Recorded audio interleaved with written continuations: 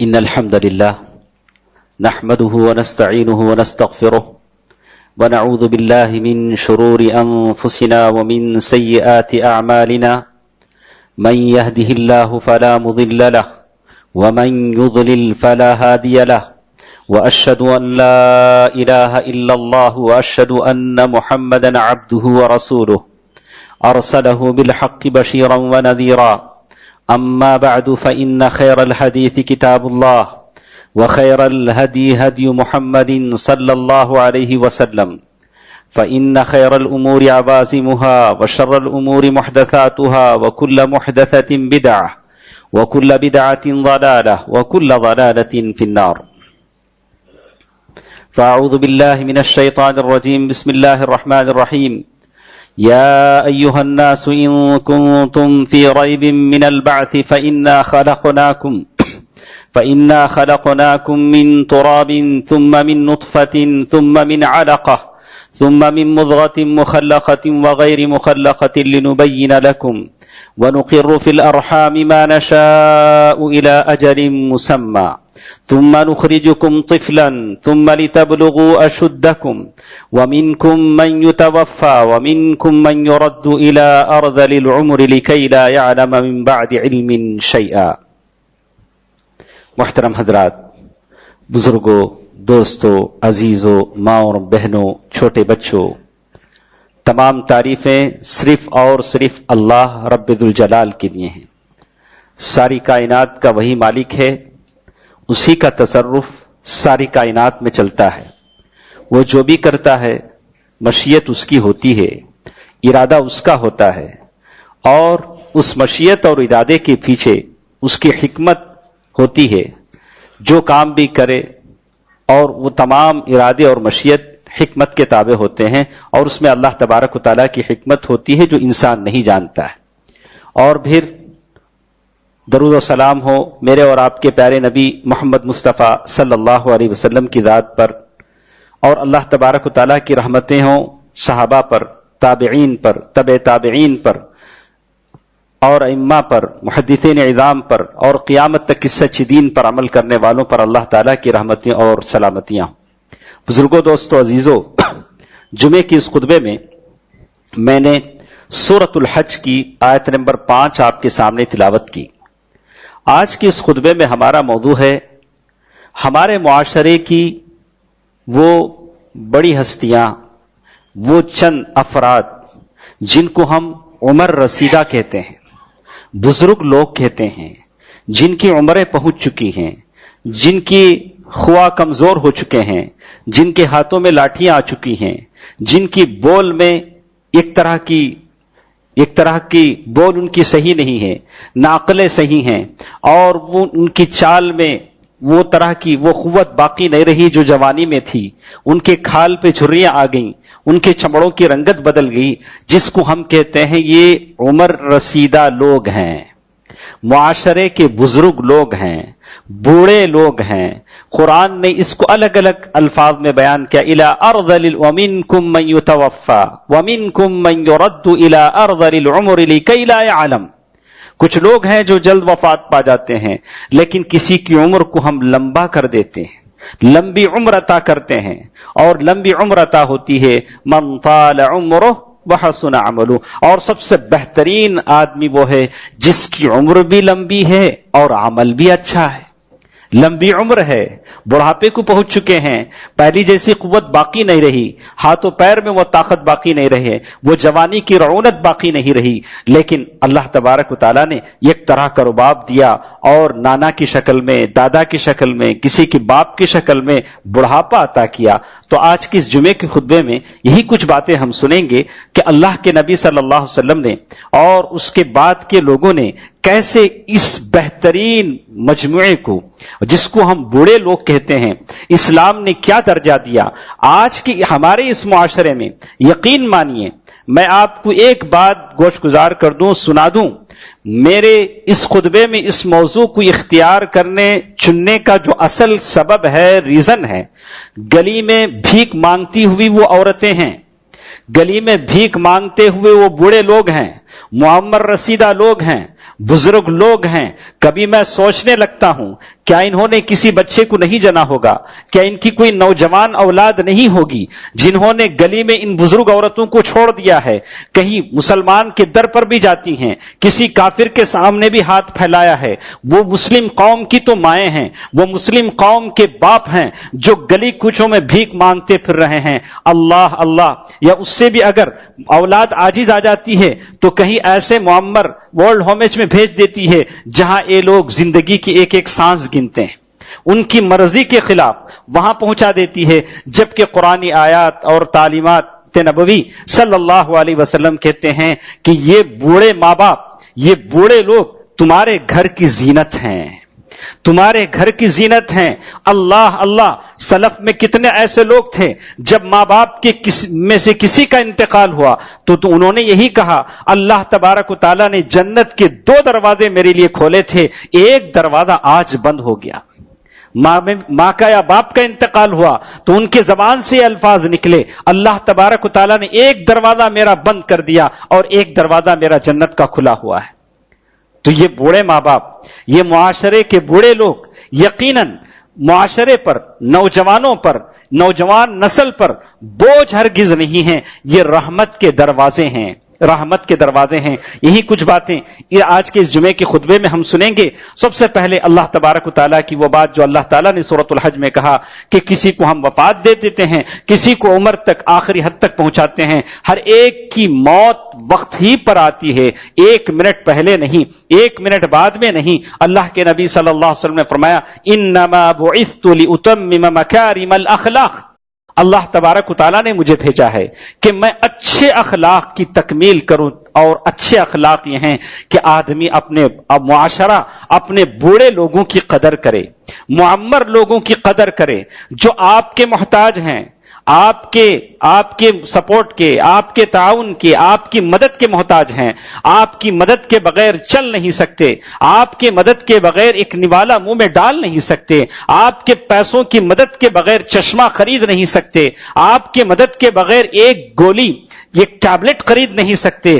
کتنے مجبور ہیں یہ لوگ جن کو ہم معمر رسیدہ لوگ کہتے ہیں، ایک قدم ڈال نہیں سکتے جب تک کہ آپ ان کا بازو تھام نہ لیں، جب تک ان کو دلاسا نہ دیں، جب تک آپ ان کو دلاسا نہ دیں، تسلی نہ دیں، کچھ دیر بیٹھ کر آپ ان کے ساتھ بات نہ کریں۔ کتنے یہ لوگ ہیں جو اللہ تبارک و تعالیٰ نے آپ کو سبب بنایا ہے کہ آپ ان کے ساتھ بیٹھیں، ان کو دلاسا دیں۔ اللہ کے نبی صلی اللہ علیہ وسلم نے فرمایا، انزل الناس منازلہم، لوگوں کو ان لوگوں کو ان کی قدر دو۔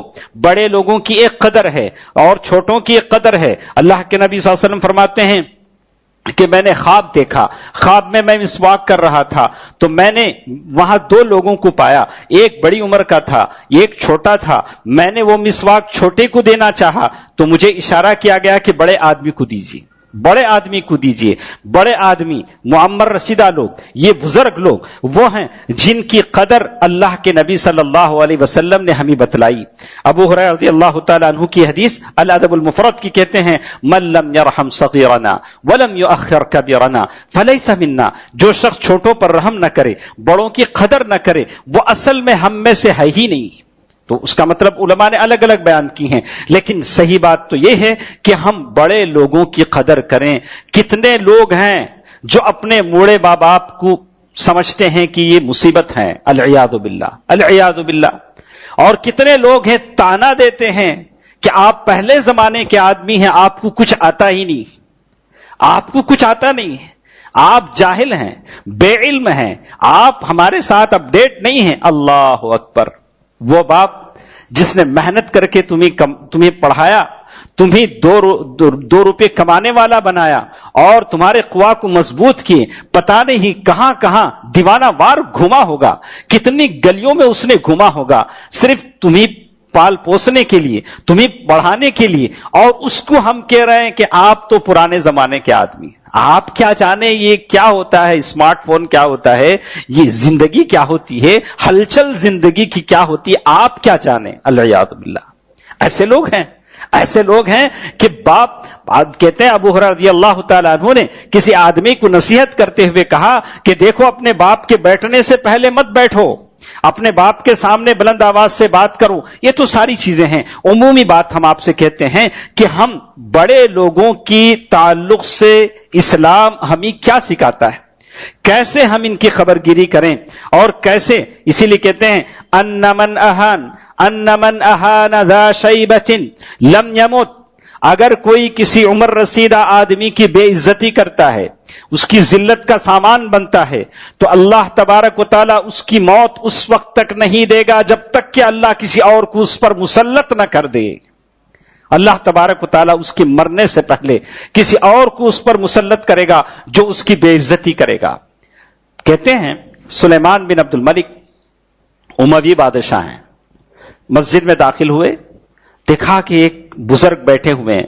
بزرگ سے آپ کہیں وہ بزرگ کی طرف نہ جائیں، بہت سارے لوگ ہیں وہ ہر ایک کو بزرگ مانتے ہیں۔ بزرگ، میری مراد بزرگ سے بڑی عمر کے ایک آدمی بیٹھے ہوئے تھے جن کی عمر بہت ہو چکی تھی، اور سلیمان بن عبد الملک قریب گئے اور اس عمر رسیدہ آدمی سے کہا جو بہت بوڑھے ہو چکے تھے، اتحب الموت، حضرت بڑے میاں کیا آپ مرنا چاہتے ہیں؟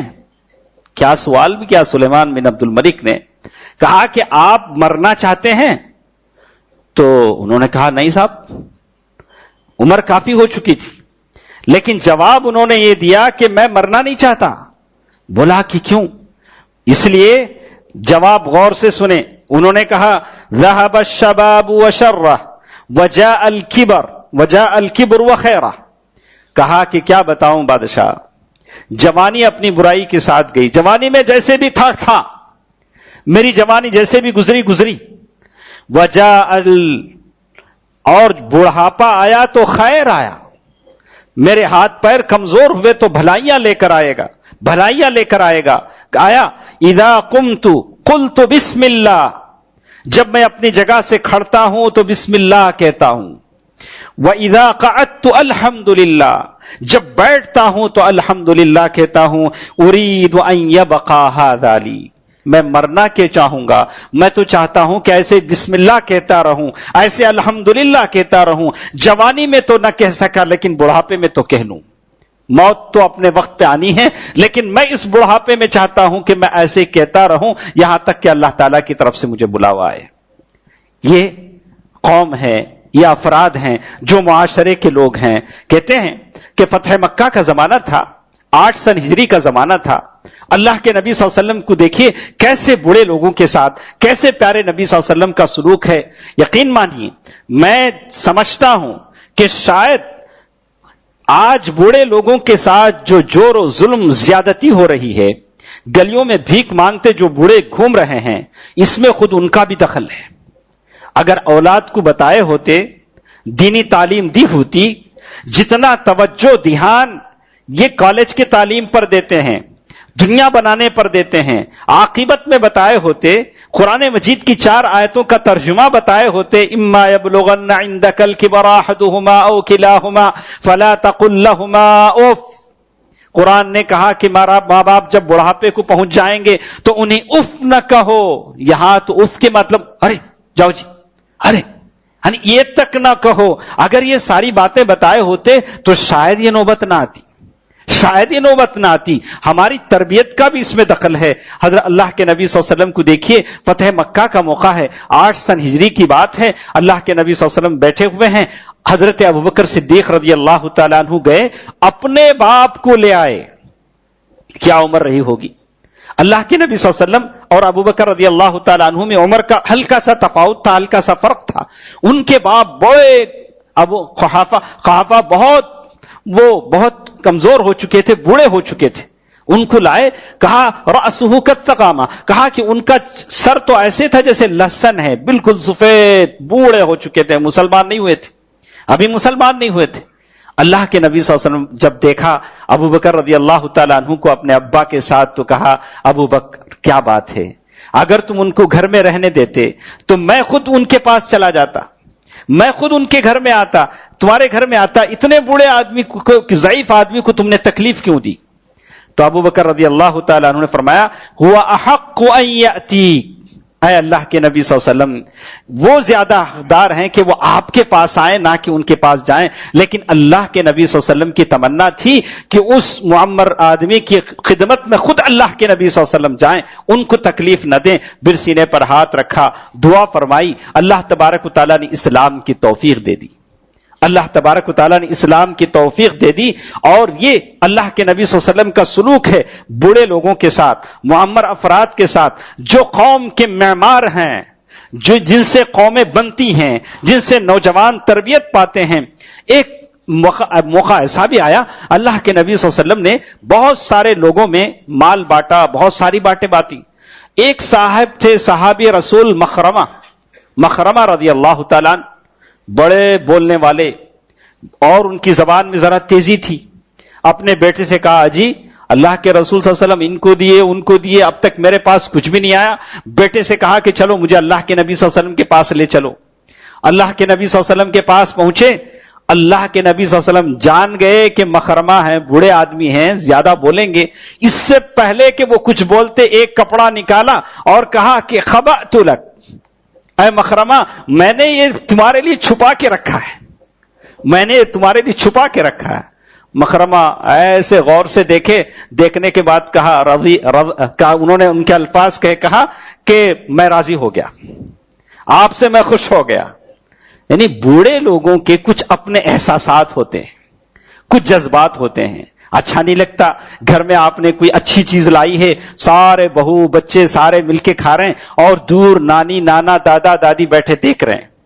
بولا کہ اچھا ہوگا کہ آپ ان کو خوشیوں میں شریک کریں، جہاں جانا چاہتے ہیں آپ ان کو ساتھ لے جائیں۔ بولا نہیں، آپ گھر میں بیٹھے رہیں، بیمار ہیں، پرہیز ہے، کہیں جانا نہیں، گھر میں آپ قید رہیں۔ نہیں، ارے ان کی کچھ تمنائیں ہوتی ہیں، ان کے دل کی کچھ آرزویں ہوتی ہیں، اور ان معمر حضرات کی، بوڑھے لوگوں کی کچھ خواہشیں ہوتی ہیں۔ اسے سنے گا کون، بولے گا کون؟ ان کی اولاد کا حق بنتا ہے کہ وہ سنیں اور ان کے جذبات کا احساس کریں اور ان کے ساتھ کچھ دیر بیٹھیں۔ عمر بن خطاب رضی اللہ تعالیٰ عنہ کے بارے میں آتا ہے کہ کہیں راستے میں جا رہے ہیں، ایک یہودی کو دیکھا ایک در پر کھڑا بھیک مانگ رہا ہے۔ تو امیر المؤمنین حضرت عمر فاروق رضی اللہ تعالیٰ عنہ نے فرمایا کہ تو بھیک کیوں مانگ رہا ہے؟ بلا کہ کیا کروں امیر المؤمنین، اسلامی مملکت میں رہتا ہوں، ٹیکس بھی دینا ہے، خراج دینا ہے، الٹا اپنا پیٹ بھی بھرنا ہے، بوڑھا ہو گیا ہوں، اندھا ہو گیا ہوں، کما نہیں سکتا، کیا کروں، ہاتھ پیر میں طاقت نہیں ہے، کیا کروں؟ حضرت عمر رضی اللہ تعالیٰ عنہ عجیب کیفیت میں مبتلا ہو گئے۔ بولے کہ یہ اچھی بات نہیں ہے کہ جب تو تم لوگ جوان تھے، تمہارے ہاتھوں پیروں میں طاقت تھی، ہم تمہارا ٹیکس لیتے تھے، جب بوڑھے ہو گئے تو گلیوں میں ہم نے چھوڑ دیا کہ بھیک مانگ کر اپنا پیٹ بھراؤ۔ اپنے گھر لے گئے، جو دینا تھا دیا، بیت المال میں بھیجا، اور وہاں اور بیت المال کو لکھ دیا کہ اس جیسے تمام لوگوں کو تلاش کرو۔ کتاب الخراج میں اس کی کیفیت ساری لکھی، کہا کہ اس جیسے تمام لوگوں کو تلاش کرو اور ان کے لیے وظیفہ جاری کرو۔ دوستو عزیزو، ایک سوال میرے دل میں آتا ہے کہ معاشرے میں ایسے بہت سارے لوگ ہیں جن کے بیٹے نہیں ہیں، جو کما نہیں سکتے، جن کے آمدنی کا کوئی ذریعہ نہیں ہے، غریب ہیں۔ یہ لوگ اپنا پیٹ کہاں سے بھریں؟ یہ لوگ اپنا پیٹ کہاں سے بھریں گے؟ کہاں سے بھریں گے؟ تو میں کبھی سوچتا ہوں، آپ سوچیں کہ ضرورت پڑتی ہے کہ ایک بیت المال ہو، زکوٰۃ کا پیسہ وصول کیا جائے اور ان کے ضروریات پر خرچ کیا جائے، اور صدقے کا پیسہ وصول کیا جائے، ایسے لوگوں پر خرچ کیا جائے، ان کے دوا کا انتظام کیا جائے، ان کے علاج و معالجہ کی ضرورتیں پوری کی جائے۔ اور میں آپ کو بتا دوں کہ کچھ دن پہلے ایک سوال میرے پاس ایسے آیا تھا، مختلف علماء سے میں نے اس سوال کا جواب میں نے چاہا کہ کہا کہ ایک فیملی ایسی ہے جس کا کوئی کمانے والا نہیں ہے، شوہر اور بیوی ہیں، تو ایک خاتون نے کہا کہ میں اپنا انٹرسٹ کا پیسہ ان پر خرچ کرتی ہوں، میرے پاس کوئی حلال پیسہ نہیں ہے، اور میں وہ جو آتا ہے تو میں ان کو دیتی ہوں، کیا صحیح ہے؟ تو الگ الگ علماء نے الگ الگ جواب دیے۔ کہا کہ ایسے جوڑے یا ایسے معمر افراد جو بالکل غریب ہیں، جن کی کوئی آمدنی نہیں ہے، ان کے پالنے پوسنے کی ذمہ داری معاشرے پر عائد ہوتی ہے۔ آپ پر ضروری ہوتا ہے کہ آپ ان کی کفالت کی ذمہ داری لے کے وہ مسلمان ہیں۔ اگر نہیں ذمہ داری کا انتظام کرتے ہیں تو سارے اللہ تعالیٰ کے پاس جواب دیں. اگر ایسا بھی نہ ہو تو دوسرا اختیار یہ ہوگا کہ جو لوگ صدقہ و خیرات دیتے ہیں وہاں سے مانگیں. ایک عالم نے تو یہاں تک بھی اللہ تعالیٰ جزائے خیر دے کہا, کسی نے اجازت دی کہ کوئی بات نہیں ہے, لیکن کسی نے کہا کہ نہیں, وہ بھیک مانگ کے کھا سکتے ہیں لیکن سود کا پیسہ استعمال نہیں کر سکتے. آپ کیا کہیں گے؟ ایسے لوگ جو قوم کے معمر افراد ہیں, ان کا انتظام کون کرے؟ ساری امت پر ذمہ داری عائد ہوتی ہے. اسی لیے اللہ کے نبی صلی اللہ علیہ وسلم نے فرمایا ان من اجلال اللہ, اللہ تبارک و تعالیٰ کی عظمت, قدرت کاملہ کیا میں سے یہ بھی شامل ہے اکرام ذی الشیبۃ المسلم, اکرام ذی الشیبۃ المسلم. آپ کسی بوڑھے مسلمان کی عزت کرتے ہیں, تکریم کرتے ہیں, اس کے انتظامات میں حصہ لیتے ہیں, تو یہ اللہ تبارک و تعالیٰ کی عظمت ہے. آپ اللہ تبارک و تعالیٰ کی عظمت کی ایک نشانی بنتے ہیں اور اس کی اللہ تبارک و تعالیٰ کی حمد و ثنا آپ کرتے ہیں, اللہ تبارک و تعالیٰ کے حکم کی تعمیل کرتے ہیں جب کسی بوڑھے کی آپ خدمت کرتے ہیں. شیخ البانی نے اس کو حسن بتایا, جیسے ابو داؤد کی روایت ہے, کہتے ہیں ان من اجلال اللہ اکرام ذی الشیبۃ المسلم. آپ دیکھیں گے کہ اللہ کے نبی صلی اللہ علیہ وسلم نے بزرگ لوگوں کو کیسے کیسی سہولیتیں دی. کہا کہ جب رمضان آیا تو کہا کہ روزہ نہیں رکھ سکتے ہو, تو کہا کہ ٹھیک ہے فدیہ دے دیا کرو, بزرگ ہیں, عمر ہو گئی ہے, نہیں کر سکتے ہیں. اور کبھی کہا کہ نماز پڑھانے والے سے کہا کہ نماز مختصر پڑھا کرو, جب اپنی پڑھو تو لمبی پڑھو, لیکن جب جماعت کے ساتھ پڑھاؤ تو مختصر پڑھو. کہا کہ کیوں؟ اس لیے کہ تمہارے پیچھے کمزور لوگ ہیں, بیمار لوگ ہیں, اور بچے اور کمزور لوگ ہوتے ہیں, ان کا خیال رکھو. کبھی ابو مسعود کہتے ہیں کہ میں نے کہا کہ میں فجر کی نماز میں دیر سے آتا ہوں اس لیے کہ نماز لمبی ہوتی ہے. اللہ کے نبی صلی اللہ علیہ وسلم کو غصہ ہے, بولا افتان انت, کیا تم فتنے میں ڈالنا چاہتے ہو؟ مختصر پڑھا کرو تاکہ لوگوں کو تکلیف نہ ہو. اس لیے کہ ضعیف لوگ, کمزور لوگ, بوڑھے لوگ آتے ہیں اور ان کو تنبیہ بتائی گئی اور کہا گیا کہ ان کا خیال رکھا گیا عبادات میں اور دوسرے احکامات میں اور اسلام کی دوسرے امور میں. اور ایک صحابی جو بالکل بوڑھے ہیں اللہ کے نبی صلی اللہ علیہ وسلم کے پاس آتے ہیں, کہتے ہیں اے اللہ کے نبی, آپ لمبی بات بتائیں گے تو میں عمل نہیں کر سکوں گا, میرے پاس اتنی طاقت بھی نہیں ہے, اور بڑے بڑے صورتیں یاد کرنے کی عمر بھی نہیں ہے, دماغ میں کچھ رہتا نہیں ہے, میں کیا کروں؟ اللہ کے نبی صلی اللہ علیہ وسلم نے کیا کہا لا یزال لسانک رطبا من ذکر اللہ, تمہاری زبان اللہ تبارک و تعالیٰ کی یاد سے تر ہو, یعنی ہمیشہ اللہ کی ذکر کرتے رہو, یہ تمہارے لیے کافی ہے. بوڑھے لوگوں سے کہا گیا کہ تم کچھ نہیں کر سکتے, لمبی صورتیں یاد نہیں کر سکتے, لمبی دعائیں یاد نہیں کر سکتے, تو کہا لا یزال لسانک رطبا من ذکر اللہ. تو دوستو عزیزو, یہ مختلف شکلیں ہیں جو ہمارے گھروں میں ہم کو دیکھنے کو ملتی ہیں. کبھی یہ بوڑھا آدمی کبھی آپ کا سسر بھی بنتا ہے, سسر کے روپ میں بھی ہوتا ہے, کبھی آپ کے باپ کے روپ میں بھی ہوتا ہے, کبھی عورت کے لیے اس کی ساس کے روپ میں بھی ہوتا ہے. لیکن ایک بات میں آپ کو بتا دوں, غور سے سنیں, ناراض نہ ہوں, کہ کہیں شریعت میں یہ نہیں ہے کہ ساس کی خدمت بہو پر واجب ہے. کوئی قرآن کی آیت, کوئی حدیث ایسی کوئی ہے؟ نہیں ہے, نہیں ہے. اس لیے کہ بیٹے پر وہ خدمت واجب ہے, لیکن شوہر کی دل جوئی کے لیے, اس کو راضی رکھنے کے لیے اگر بہو ساس کی خدمت کرتی ہے تو یہ اس کا اخلاقی فریضہ ہے, اخلاقی فریضہ ہے, اور اس کا اخلاق ہے, حسن اخلاق میں شامل ہے. لیکن یہ ضروری نہیں ہے کہ آپ اسے مجبور کریں. لیکن کہا کہ جیسے سلف نے کہا کہ جیسے بیٹوں کو معمر افراد کو دیکھنا ضروری ہے, اگر کوئی عورت ایسی ہے جس کی صرف بیٹیاں ہیں, بیٹے نہیں ہیں, تو بیٹیوں پر بھی یہ چیز واجب ہوتی ہے کہ وہ اپنے ماں باپ کی خبر گیری کریں, ان پر اپنا پیسہ خرچ کریں, اور ان کے شوہروں کے لیے ضروری ہے کہ وہ اس کی اجازت دیں, ورنہ یہ بوڑھے کہاں جائیں گے؟ ان کی نرینہ اولاد بیٹے نہیں ہیں, بیٹیاں ہیں. بیٹیاں اگر اچھی حالت میں بیٹیاں ہیں تو ان کے شوہر ان کو اجازت دیں گے, وہ ان کے بار بار ان کے گھر جائیں گے, ان کی خبر گیری کریں گے. اور اسی لیے میں کہتا ہوں کہ کم از کم آپ کسی کے داماد بنتے ہیں تو ایک مثال قائم کیجیے. کیسے؟ ویسے جیسے اللہ کے نبی صلی اللہ علیہ وسلم کے داماد تھے. اللہ کے نبی صلی اللہ علیہ وسلم کا کون سا ایسا داماد تھا جس کی تعریف پیارے نبی صلی اللہ علیہ وسلم نے نہیں کی؟ کیا آپ بتا سکتے ہیں کہ آپ کا صفحہ اتنا پاک صاف ہے کہ آپ کا سسر آپ کی تعریف ویسے کرے جیسے اللہ کے نبی صلی اللہ علیہ وسلم نے حضرت علی کی تعریف کی؟ کہا کہ کل میں جھنڈا خیبر کا اس کو دوں گا جس سے اللہ اور اس کا رسول راضی ہو. سارے لوگ رات بھر جاگتے رہے. حضرت عمر فاروق نے کہا کہ میں نے کبھی کسی بڑائی کی تمنا نہیں کی، لیکن میرے دل میں خواہش پیدا ہوئی کہ وہ جھنڈا مجھے ملے. لیکن صبح ہوئی تو وہ جھنڈا حضرت علی کو دیا گیا رضی اللہ عنہ. وہ داماد رسول ہے. ایسا داماد بھی ہو، ایسا سسر بھی ہو جو اپنے داماد کی تعریف کرے، اور ایسا بھی سسر جو اپنے داماد کی ایسی تعریف کرتا ہے. کہا کہ میں نے تمہیں 2 بیٹیاں دی، اگر تیسری بیٹی ہوتی تو میں تمہیں دیتا. کسے کہا؟ حضرت عثمان غنی رضی اللہ تعالیٰ عنہ سے کہا. ذوالنورین ایسا داماد بنے، ایسا سسر بنے.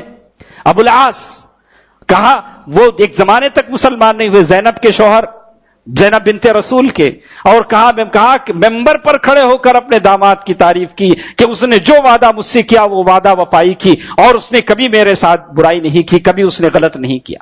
تعریف کی. 3 دامادوں کی تعریف یہ سسر کرتا ہے، اور یہ سسر معمر افراد میں سے ہے. قوم کے لوگ کتنے ایسے ہیں، بیوی سے تو والہانہ محبت ہے، بیوی سے تو بہت سارے محبت کرتے ہیں، لیکن کمال ہے کہ آپ بیوی کے خاندان والوں سے محبت کریں اور ان کی عزت کریں، توقیر کریں، اس لیے کہ وہ بھی معمر افراد میں شامل ہیں. دوستو عزیزو، یہ قوم کے لوگ ہیں جن کے تعلق سے اللہ کے نبی صلی اللہ علیہ وسلم کی یہ تعلیمات ہیں. اور یہاں تک کہا ما من مسلم یشیب شیبۃ فی الاسلام الا کتب اللہ لہ بہ حسنہ وحط عنہ بہا خطیئہ. کوئی بھی مسلمان جو بڑھاپے کی حالت میں مسلمان ہوتا ہے، یعنی اسلام کی حالت میں مسلمان ہوا، یعنی بوڑھا ہو گیا اور اس کی ساری زندگی اس مسلمان کی حالت میں گزری اور اسی حالت میں بوڑھا ہوا، کہا الا کتب اللہ لہ بہا حسنہ وحط عنہا خطیئہ. اللہ تبارک و تعالی اس کے حق میں نیکی لکھتے ہیں اور اس کے حق میں برائیاں مٹا دیتے ہیں. یہ دارمی کی روایت ہے. شیخ البانی رحمہ اللہ نے اس کو صحیح بتایا ہے. تو معلوم یہ ہوتا ہے کہ آدمی ہمیشہ اس بات کا احساس کرے کہ یہ قوم کے معمر افراد ہیں جن کی نگہداشت ہم پر ضروری ہے. ہم تعجب کی بات ہے کہ مسلم قوم اپنے بزرگ لوگوں کو گلیوں میں نہیں چھوڑتی. اس کے لیے آپ احساس کریں، جتنا ہو سکے آپ مالدار ہیں تو کوئی ایسی تنظیم بنائیں اور کوئی ایسا بیت المال بنائیں جہاں سے ان معمر لوگوں کی دوا کا خرچ نکل سکے، جن کو طبی سہولیات پہنچایا جا سکے، جن کے لیے کوئی آرام کا بندوبست ہو سکے. ورنہ قوم یہ سمجھتی ہے کہ زبردستی ان کو اولڈ ہومیج میں ایسے گھروں میں جہاں ڈال دیا جاتا ہے اور ہم یہ ہو جاتے ہیں. تو یقین مانیے اللہ تبارک و تعالیٰ کی اس حکم کی تعمیل ہم نے نہیں کی جس کے بارے میں اللہ تعالیٰ نے کہا اما یبلغن عندک الکبر احدہما او کلاہما فلا تقل لہما اف ولا تنہرہما وقل لہما قولا کریما واخفض لہما جناح الذل. کہا کہ اپنے ماں باپ کے ساتھ بہترین سلوک کیجیے اور ہمیشہ ان کے ساتھ نرمی اختیار کیجیے. یہ جنت کے دروازے ہیں جو اللہ تعالیٰ نے آپ کو دیے ہیں، لیکن افسوس اس وقت ہوتا ہے جب یہ نعمتیں چھین لی جاتی ہیں. ارے کل تک میں کچھ نہیں کر سکا، وہ نعمتیں چھین گئی، اور احساس نعمت کے چھن جانے کے بعد ہوتا ہے. یہ چند باتیں تھیں جو اس موضوع کے تعلق سے آپ کے ساتھ تھیں. اللہ تبارک و تعالیٰ سے دعا ہے کہ اللہ تبارک و تعالیٰ اس نعمت کی قدر کرنے کی ہمیں توفیق دے. یہ بوڑھے لوگوں کی جو نعمت اللہ تعالیٰ نے دی ہے، یہ معمر رسیدہ لوگوں کی جو نعمت دی ہے، کسی بھی شکل میں ہو، ماں باپ کی شکل میں، ساس سسر کی شکل میں، چاچا چاچی کی شکل میں، ماما مامی کی شکل میں، یا دوسرے جو رشتے ناتے نہ ہوں لیکن پھر بھی اگر وہ مسلمان ہیں تو اللہ کے حضرت عمر رضی اللہ تعالیٰ عنہ نے مسلمان تو مسلمان، ایک یہودی جو مسلمان نہیں تھا اس بوڑھے کے ساتھ بھی اچھی طرح سلوک کرنے کا حکم دیا، تو پھر مسلمان رشتہ دار کی کیا بات ہوتی ہے. اللہ تعالی ہمیں توفیق دے، ہمت دے، ہمارے مال و دولت میں برکت دے کہ جہاں ہم اپنے بیوی بچوں کو پالتے ہیں اس میں سے اپنے بوڑھے ماں باپ کو بھی خرچ کریں اور جنت حاصل کرنے کی کوشش کریں۔ اے الہ العالمین، زمین کے کونے کونے میں تیرے دین کی سربلندی کے لیے جو لوگ بھی تیرے دین کے راستے میں لڑ رہے ہیں، اے اللہ تعالیٰ ان کی بازوؤں کو قوت مضبوط بنا دے، انہیں قوت عطا فرما دے یا اللہ، ان کی غیبی امداد فرما دے یا اللہ، جو بیمار ہیں انہیں شفایابی عطا فرما، شفاء عاجلہ عطا فرما، جو پریشان ہیں ان کی پریشانیوں کو دور فرما دے۔ اے الہ العالمین، جو ہمارے مرحومین ہیں ان کی خبروں کو نور سے بھر دے، انہیں جنت الفردوس میں جگہ عطا فرما دے۔ آمین۔ صدق اللہ العلی العظیم ونفعني وإياكم بالآيات والذكر الحكيم إنه تعالى جواد ملك كريم والرؤوف الرحيم۔